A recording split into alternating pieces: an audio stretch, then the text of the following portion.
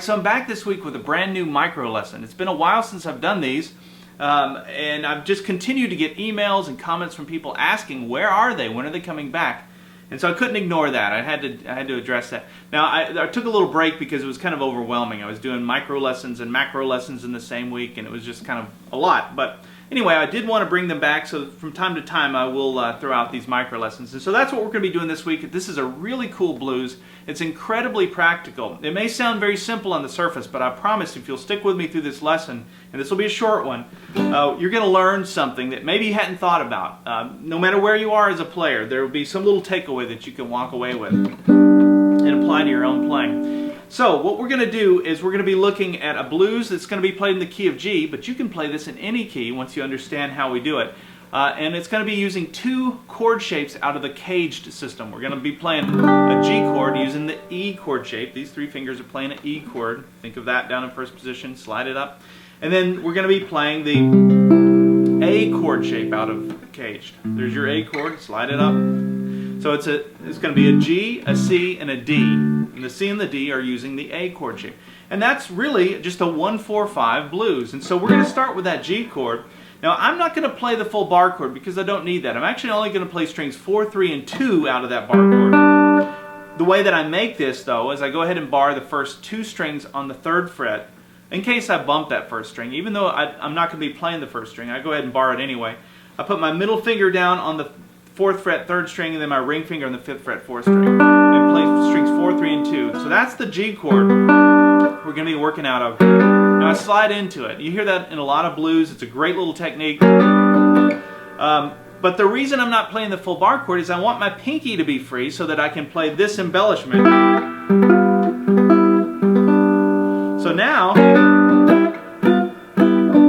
you can see what I'm doing is I'm putting my pinky down on the 5th fret 2nd string, then sliding it up to the 6th fret 2nd string. Now when I come up here, that's a G7 chord really. So all I'm doing is I'm walking from a G major chord up to a G7 chord and then back down to the G major chord. It's just a really cool technique that you hear a lot in blues. It's a great rhythm technique. So now when you add that in with the slide, you have this technique. Really cool. Now I could have just kept that same technique and played over the 4 chord, which would be a C. Could have played it up here, but instead I switched to a different shape to give you a different idea for how you can kind of keep these all in the same neighborhood. You want to always try and play in the same space, generally speaking. I think it's a lot easier to do it that way. So we have the 1 chord, then we go to the 4 chord, and I played it like that. Now what I'm doing is I'm barring with my index finger the first 4 strings on the 5th fret, but I'm playing strings 4, 3, and 2, the same strings that we played over the G chord. I'm playing those now over the C chord. Now this is the C chord using the A chord shape out of caged, but all I'm doing is I'm replacing where my pinky is here with my index finger, because all I need are those 3 strings, that little triad, that's a C chord. Now I've got my ring finger to come up here and play the 7th fret 4th string and then 8th fret. Now you could use your pinky for that if that's easier for you. I find it easier just to slide my ring finger. So now I can play same pattern as we did for the G chord. But now we've got it over the 1 chord and the 4 chord. So let's put those 2 together now.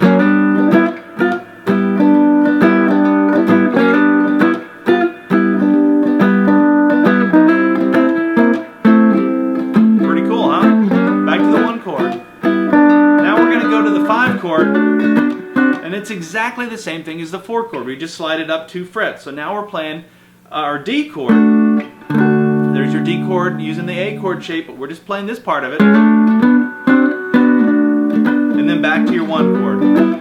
So now you've got that you can use going forward. Alright, so now that we have the rhythm down, let's add a little lead embellishment to that.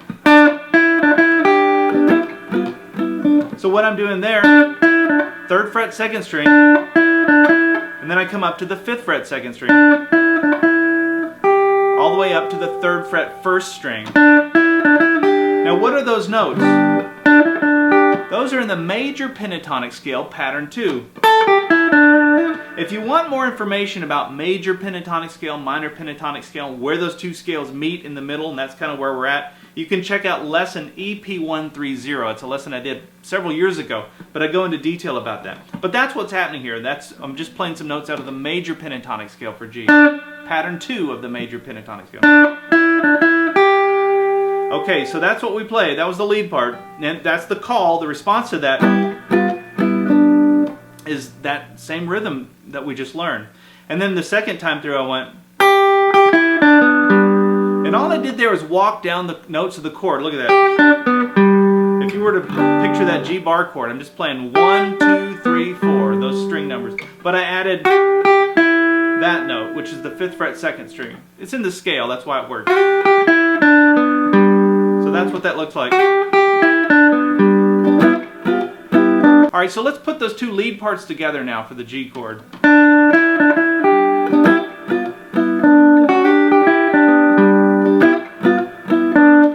Now for the C chord I went, and what I'm doing there is 3rd fret 1st string again, come up to the 5th fret 1st string, back to the 3rd fret 1st string, 5th fret 2nd string, 5th fret 3rd string. Look at those notes. Think of your C chord, that C triad that's at the top part of the, so if you think of the C chord like this, the top part of that chord, that is what we're playing. I'm just picking the notes out of that chord. Now I slid into that, and then I go into the C rhythm part over that A chord shape. So all together it goes. And then I went right back to that G lead that we just learned. Now we go to the 5 chord, or the D, and I did the same thing that I played over the C chord. Because it works. Just remember that anytime you're going from the 4 chord to the 5 chord, you can do whatever you were doing over the 4 chord. That goes for rhythm or lead. You can just move it up 2 frets because that's where your 5 chord is. And then we go back to the 1 chord. And actually, when I went back to the 1 chord, I had a little different lead part that goes. That's a little more into the blues scale, so we get into that minor pentatonic scale pattern 1 there. So I did the Chuck Berry double stop there, so that's strings 1 and 2 on the 3rd fret, and then my ring finger goes down on the 5th fret 3rd string, 3rd fret 3rd string, 5th fret 4th string, and then a hammer on between the 3rd fret and the 4th fret on the 3rd string. So.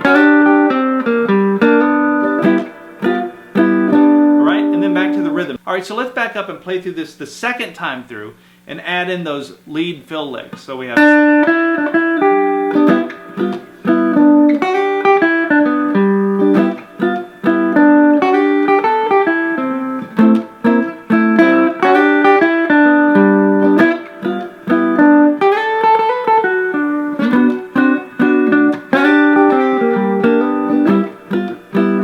Alright, now the last time through, all I did was I played up in a higher octave. So I played the same chord shapes, those same 2 shapes, that E shape and the A shape. But now I'm playing the G chord using the A shape. So that would be up here. So I'm doing the same thing that I did over the C chord, but I'm just playing it up here where the G chord would be.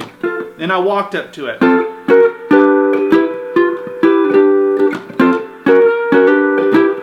Right? And then little walk down to get us to the 4 chord. So for that I went down to the 10th fret. This is just strings 2, 3, and 4 on the 10th fret. There's my, I call that the Keith Richards hammer on. I use that all the time, going from the 1 chord to the 4 chord. That's where my middle finger goes down on the 11th fret, 2nd string. Ring finger goes down on the 12th fret, 4th string. It's a nice little transition to get us to where we're going. And then we go to the 4 chord. But this time I'm playing the 4 chord the same way that we played the 1 chord. It's the same principle. Because like I said at the beginning, we're trying to stay in the same neighborhood. So I started with the 1 chord up here, so I'm going to find the 4 chord that's down here. There's your C chord. Back to your 1 chord. And then we go to the 5 chord, which is the D. 4 chord. And then I ended with. That's just a walk down. I'm thinking minor pentatonic scale pattern 1, but I'm mixing that major pentatonic scale in there with it. So it's the 6th fret, 5th fret, 3rd fret on the first string, the same thing on the second string. So 6, 5, 3, 6, 5, 3, 5th fret, 3rd string. And then there's the hammer-on again, like we did before, from the 3rd fret to the 4th fret on the 3rd string.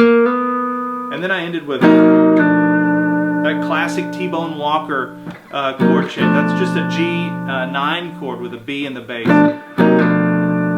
And so these 3 fingers are making up the D7 chord shape. So think of a D7 down in first position. You were to take those and play them here so that your pinky and your ring finger are on the 4th fret, strings 2 and 4.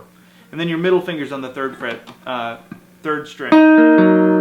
Now add your index finger to the 3rd fret, 5th string. We're going to start there and slide it down so that we end on that chord. If you like the sound of that chord and you want to use that in other things, just look at where these 2 fingers are in relation to your bar chord, your root fret. You can see where they live in there. So now you could play that chord shape over, or that chord rather, over any key.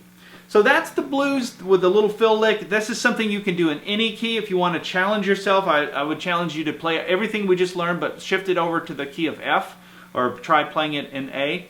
And you should be able to do that with ease because it all makes sense. It's all very logical. Everything is connected. I'm going to back up and play through this one more time, and that's going to wrap up this micro lesson. Remember, if you want to get the tablature for this, activemelody.com/micro ML056. That's the lesson number to look for. All right, here we go.